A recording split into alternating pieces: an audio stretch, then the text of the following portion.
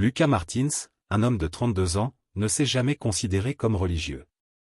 Il a grandi dans une famille où la foi était davantage une tradition qu'une expérience quotidienne. Ses parents, tout en étant respectueux de la religion, ne l'ont jamais contraint à suivre une croyance particulière. Lucas a grandi dans un environnement pragmatique, avec une vision du monde où la raison et la logique étaient toujours au centre de ses décisions. Pour lui, la science et l'empirisme étaient les seules voies pour comprendre le monde. Il était analyste système dans une entreprise technologique, un métier qui exigeait un esprit analytique et une attention aux détails. L'incertitude n'avait pas sa place, et encore moins la foi. Pour Lucas, croire en quelque chose qui n'était ni tangible ni scientifiquement prouvé était impensable. Il considérait la religion comme dépassée, une invention des anciens pour expliquer l'incompréhensible. Sa vie était régie par des algorithmes, des données et des informations vérifiables. Il croyait que la vie suivait un schéma logique et que rien n'arrivait sans raison, une vision qui le tenait éloigné de toute foi. L'après-midi de l'accident, tout semblait comme un jour comme les autres. Il roulait tranquillement sur la route qu'il connaissait bien, écoutant la musique douce à la radio, laissant ses pensées vagabonder. Rien ne semblait anormal. Les arbres bordant la route défilaient à toute vitesse devant la vitre de la voiture, et le flux régulier de la circulation était presque apaisant. Comme toujours, il était seul dans ses pensées, aux prises avec les exigences du travail et de sa routine quotidienne. Mais la vie a cette étrange façon de nous surprendre quand on s'y attend le moins. Une voiture arrivant en sens inverse a perdu le contrôle. C'est arrivé très vite. Un changement de voie, une manœuvre désespérée, et l'impact était inévitable. Le rugissement de la collision, le bruit du métal qui s'écroule et les éclats de verre qui volaient ont semblé emplir le monde entier. Lucas a ressenti une douleur atroce lorsqu'il a été projeté contre le volant, et peu après, tout est devenu un tourbillon de chaos et de confusion.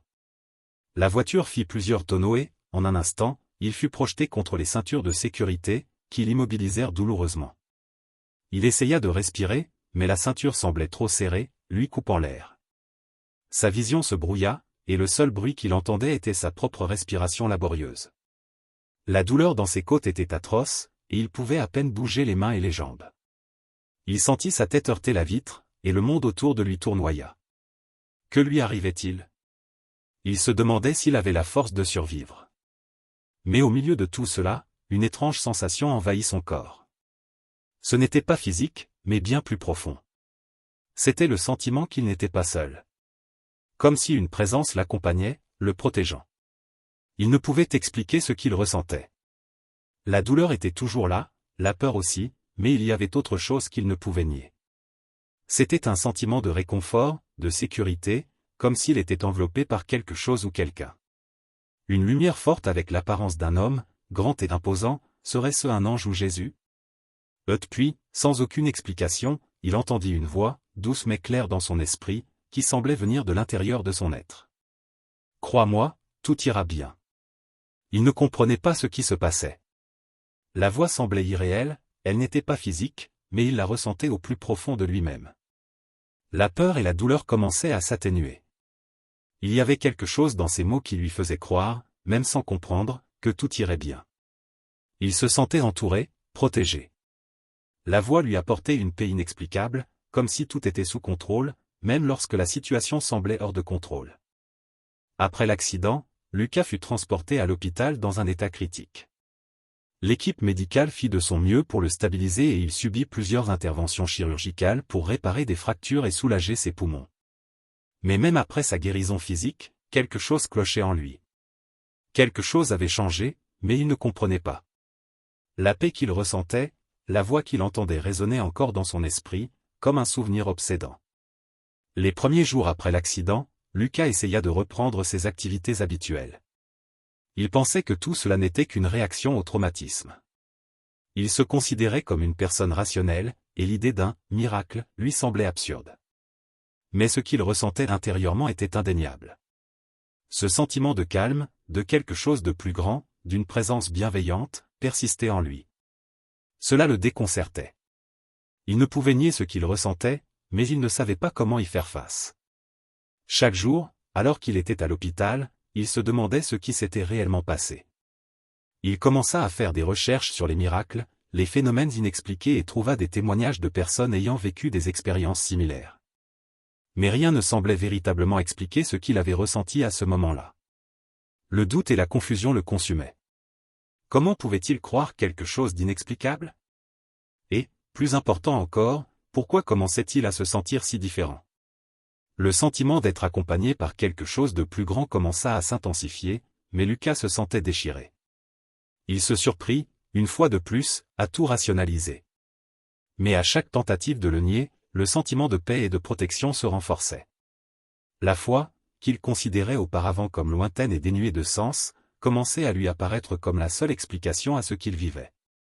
Mais il avait peur de s'y soumettre. La peur du changement, la peur d'abandonner la vision du monde qu'il avait construite pendant tant d'années, la peur de paraître faible ou stupide. Une nuit, seul dans sa chambre d'hôpital, Lucas ferma les yeux et, pour la première fois, pria. Il ne savait pas comment s'y prendre, il n'avait jamais prié auparavant, mais les mots lui parvinrent avec sincérité. « Si tu es là, Seigneur, montre-moi. Aide-moi à comprendre ce qui s'est passé. S'il te plaît. » Il ne savait pas s'il faisait le bon choix. Il ne savait pas s'il devait demander quelque chose ou simplement dire merci. Mais dès que ces mots quittèrent sa bouche, il sentit une sensation de chaleur et de réconfort se répandre dans tout son corps.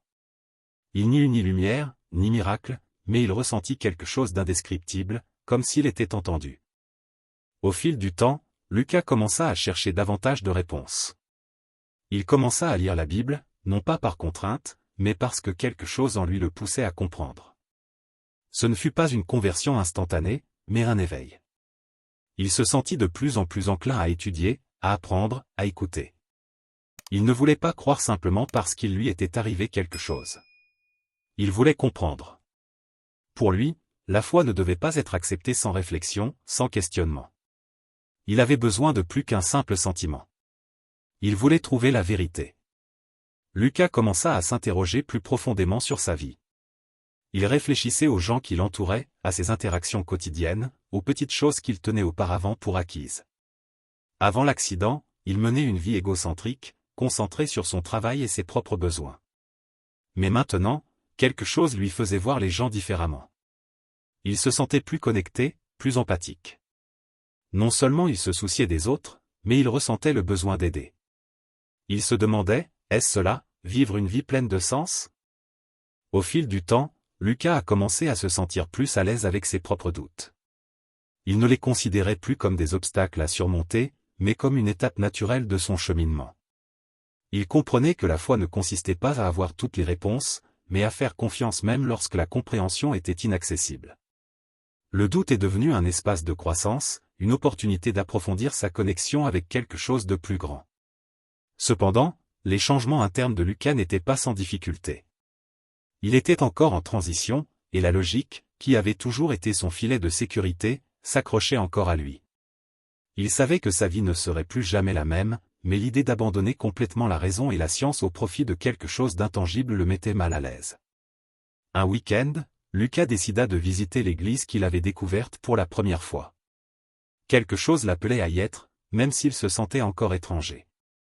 Il ne voulait pas être forcé de croire en quelque chose dont il n'était pas totalement convaincu, mais le désir de comprendre et de vivre la foi plus profondément grandissait en lui. Il entra dans l'église et s'assit au fond. La musique était douce, les chœurs chantaient des chants qui semblaient le toucher profondément. Les paroles du pasteur n'étaient pas celles qu'il avait imaginées. Au lieu de sermons angoissés ou de règles rigides, il entendit un message d'amour, de miséricorde et de pardon. Un message sur l'humanité dans sa globalité, avec ses défauts, mais aussi sa capacité de changement et de croissance. Lucas ferma les yeux et s'autorisa à écouter, prenant son temps pour tout comprendre immédiatement. Il était là, non pas en spectateur distant, mais en quelqu'un qui désirait ressentir, vivre et, surtout, apprendre. Il commença à comprendre que la foi ne consistait pas à nier la raison ou à rejeter les preuves scientifiques, mais à accepter la possibilité qu'il existe quelque chose de plus grand, quelque chose qui transcende les limites de ce qu'il pouvait percevoir avec ses sens. À la fin du culte, Lucas alla trouver le pasteur et lui fit timidement part de son expérience après l'accident. Il ne savait pas comment exprimer ce qu'il ressentait, mais il avait besoin de le partager. Le pasteur, calmement et avec compréhension, lui dit « Dieu se révèle de multiples façons, Lucas. Parfois, il nous touche au moment où nous en avons le plus besoin. Et la foi, comme le doute, fait partie du chemin. Ne te précipite pas pour avoir toutes les réponses. L'important, c'est de chercher. Ces mots furent comme un baume pour Lucas. Il n'était plus seul dans sa quête.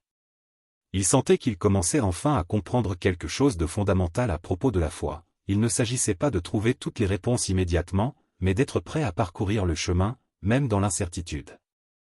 La transformation de Lucas fut lente mais constante. Il commença à prier tous les jours, sans pour autant s'imposer une obligation. Il priait parce qu'il sentait que cela le connectait à quelque chose de plus grand, quelque chose qui le dépassait. Il avait encore beaucoup de questions et des doutes continuaient de surgir, mais il savait qu'il était sur la bonne voie. Petit à petit, il a commencé à remarquer des changements dans sa vie. Son travail, qui n'était auparavant qu'un moyen de subsistance, a pris un nouveau sens. Il s'est davantage soucié du bien-être de ses collègues. Il s'est senti plus patient et présent avec sa famille et ses amis. Ces moments d'introspection et de prière ont commencé à clarifier la direction qu'il souhaitait prendre dans sa vie. La foi que Lucas a trouvée n'était pas une foi aveugle, mais une foi fondée sur son expérience personnelle et un désir sincère de comprendre ce qui se passait en lui. Il n'avait pas besoin d'avoir toutes les réponses immédiatement, mais il était prêt à poursuivre sa recherche. Le simple fait de s'ouvrir à cette nouvelle perspective était une immense victoire pour lui. Un soir, alors qu'il rentrait chez lui après une longue journée de travail, Lucas se souvint de ce qu'il avait ressenti lors de l'accident. La voix douce et accueillante, les mots de réconfort et de paix. Il sourit intérieurement, conscient que sa vie était en train de changer, et surtout, qu'il était en train de changer. Il n'avait plus peur de l'incertitude, seulement l'acceptation que le chemin de la foi n'était pas linéaire. C'était un cheminement fait de haut et de bas, mais chaque pas, chaque petit moment de confiance, posait les fondations d'une vie plus profonde et plus épanouissante. Les mois passèrent et Lucas commença à s'impliquer activement dans la vie de l'Église. Il n'était plus un spectateur distant, mais quelqu'un qui se sentait partie prenante d'un projet plus vaste. Il commença à participer à des études bibliques et à des groupes d'action sociale, aidant ceux qui étaient en difficulté. Ce qui impressionnait le plus Lucas, c'était qu'il ne le faisait pas par obligation, mais parce qu'il avait vraiment le sentiment d'accomplir une mission. Il comprenait que son expérience de foi ne devait pas rester pour lui, mais être partagée avec les autres. C'est lors d'une de ces activités sociales que Lucas a vécu une expérience qui a profondément renforcé sa foi. Alors qu'il aidait à distribuer de la nourriture à une communauté dans le besoin, il a rencontré une femme âgée nommée Donna Helena. Elle était seule et en difficulté financière. Lucas a longuement discuté avec elle, et elle lui a raconté son histoire, faite de pertes et de triomphes. Elle n'avait pas grand-chose, mais sa foi était inébranlable. « Dieu ne m'a jamais abandonné, mon fils, dit-elle avec un sourire serein. Je n'ai ni richesse ni santé parfaite, mais Dieu m'a toujours donné suffisamment. Il me guide chaque jour. » Ces mots touchèrent profondément le cœur de Lucas. Il comprit alors que la foi ne consistait pas à attendre de grands miracles ou des solutions faciles, mais à faire confiance à la présence divine dans tous les aspects de la vie, même dans les moments difficiles. Donna Helena n'avait rien, mais elle possédait tout ce qui comptait vraiment, la confiance en Dieu, la paix intérieure et la gratitude pour tout ce que la vie lui avait donné. Lucas sourit et, pour la première fois, comprit que sa quête n'était pas vaine. Il n'avait pas besoin de réponses faciles ou immédiates. Ce dont il avait besoin, c'était de vivre avec confiance, avec gratitude, et de se laisser guider par la foi. Au fil du temps, la transformation de Lucas s'est approfondie. Il n'était plus le sceptique qui rejetait la foi. Il la considérait désormais comme essentielle à sa vie, comme quelque chose qui l'aidait à trouver un but, la paix et une direction. La voix qu'il avait entendue au moment de l'accident, le sentiment d'être guidé, faisait désormais partie de son quotidien. Il comprenait que la foi n'était pas un événement ponctuel, mais un choix quotidien, une décision constante de faire confiance et d'avancer, même sans tout comprendre. Lucas a commencé à voir le monde sous un autre angle. Il voyait la beauté dans les petites choses, dans le sourire d'un inconnu, dans un lever de soleil, dans le contact affectueux qu'il pouvait offrir aux autres. Chaque geste quotidien devenait une occasion de vivre sa foi, de montrer au monde qu'il croyait en quelque chose de plus grand. La foi n'était plus une croyance abstraite, mais une expérience concrète, quelque chose qu'il partageait avec les autres par ses actes. Il comprit également que la vraie foi n'avait pas besoin d'être validée extérieurement. Elle n'avait pas besoin d'être démontrée ou prouvée à qui que ce soit. C'était quelque chose de personnel, une relation entre lui et Dieu. Ainsi, Lucas vécut sa vie avec plus d'aisance, plus d'amour et plus de confiance. Il savait que des difficultés surviendraient, mais il était certain qu'avec la foi, il parviendrait à les surmonter. Au cours des mois suivants, Lucas fut confronté à un dilemme qui le tourmentait constamment: comment maintenir la foi qu'il avait éprouvée tout en se sentant perdu entre logique et croyance. Il tentait de rationaliser l'inexplicable, et la logique, qui avait toujours été son fondement, le poussait encore à chercher des explications logiques à ce qu'il vivait. Il savait qu'il ne devait pas essayer d'inscrire sa foi dans un cadre rationnel, mais son esprit, habitué à tout analyser, avait du mal à l'accepter. Le doute était constant, comme une ombre qui ne le laissait pas en paix. Il se surprit à repenser aux paroles du pasteur, qui lui avait dit: « La foi n'a pas besoin d'être expliquée, Lucas. Elle se ressent, se vit. Ne la force pas, abandonne-toi. » Mais pour lui, c'était compliqué. Il ne s'était jamais laissé aller à l'inconnu. Il s'était toujours accroché au tangible, à l'explicable, à ce qu'il pouvait contrôler. Mais maintenant, tout avait changé. Dieu n'était plus une abstraction, mais une présence réelle dans sa vie. Et cela le déconcertait. L'un des plus grands défis de Lucas était de gérer la peur du jugement. Il craignait que, s'il exprimait pleinement sa foi, son entourage le perçoive comme faible, comme quelqu'un qui aurait cédé sans explication. Il craignait d'être taxé de naïf, d'être trompé par quelque chose d'indémontrable. Bien qu'il sentît la présence de Dieu dans sa vie, il n'était pas à l'aise de la partager avec le monde. La honte de se confier sur un sujet aussi profond et personnel l'empêchait de vivre pleinement sa foi.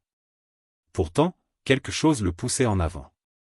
Il avait l'impression d'entreprendre un voyage unique, un voyage qui le mettait au défi de grandir. Les matins commençaient à prendre un sens nouveau.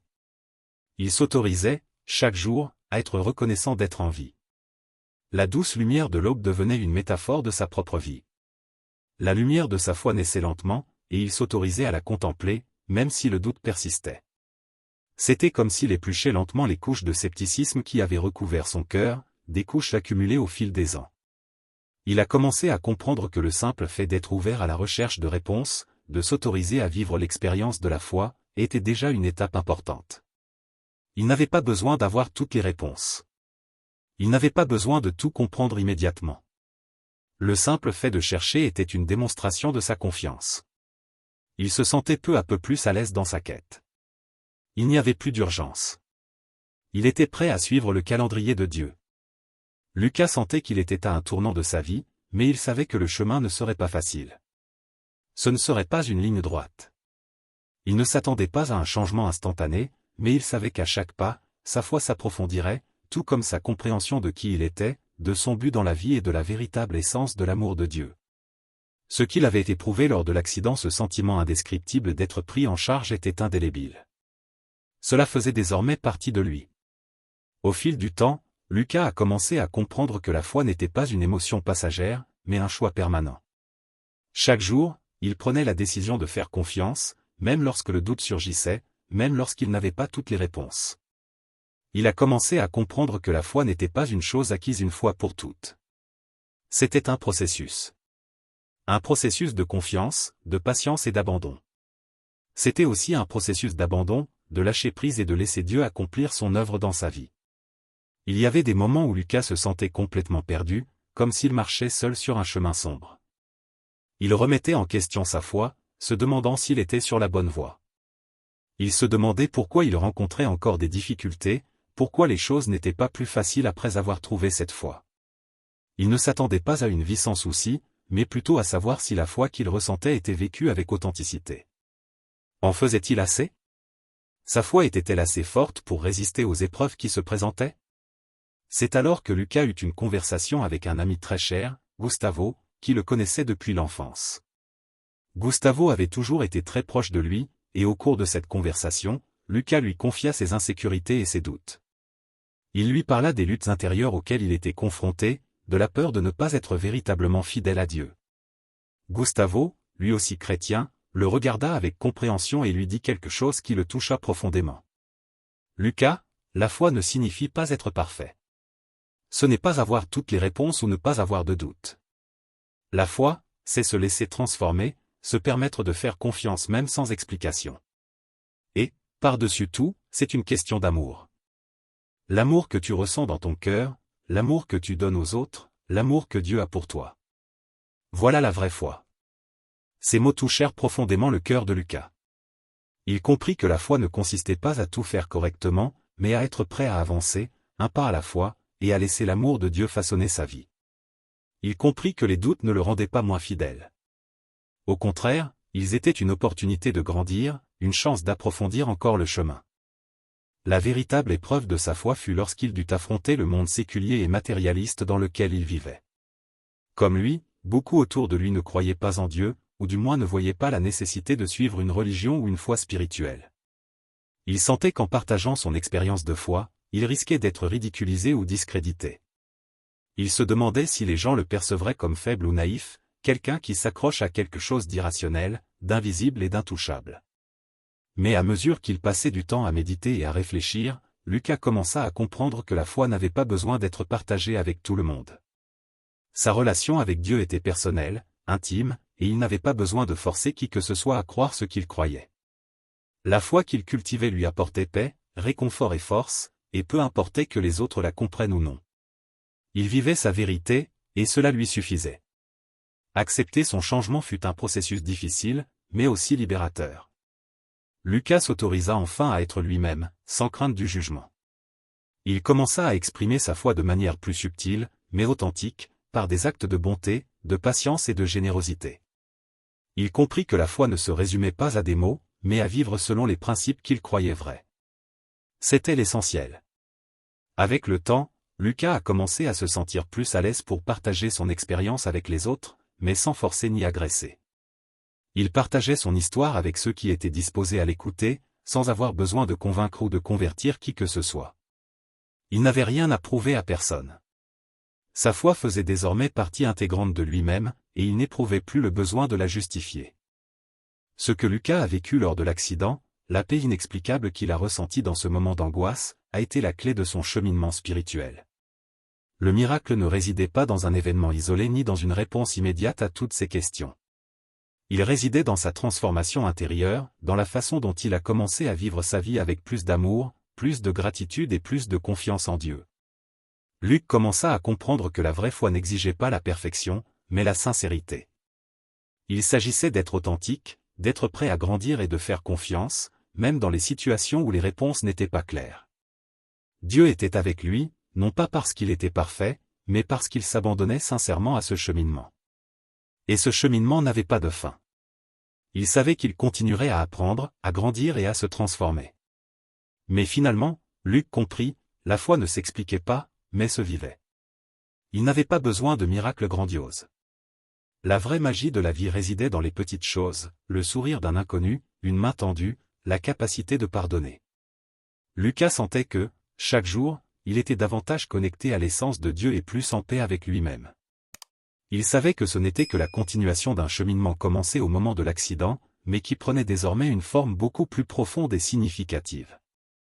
Il ignorait ce que l'avenir lui réservait, mais il était prêt à vivre chaque jour avec foi et confiance.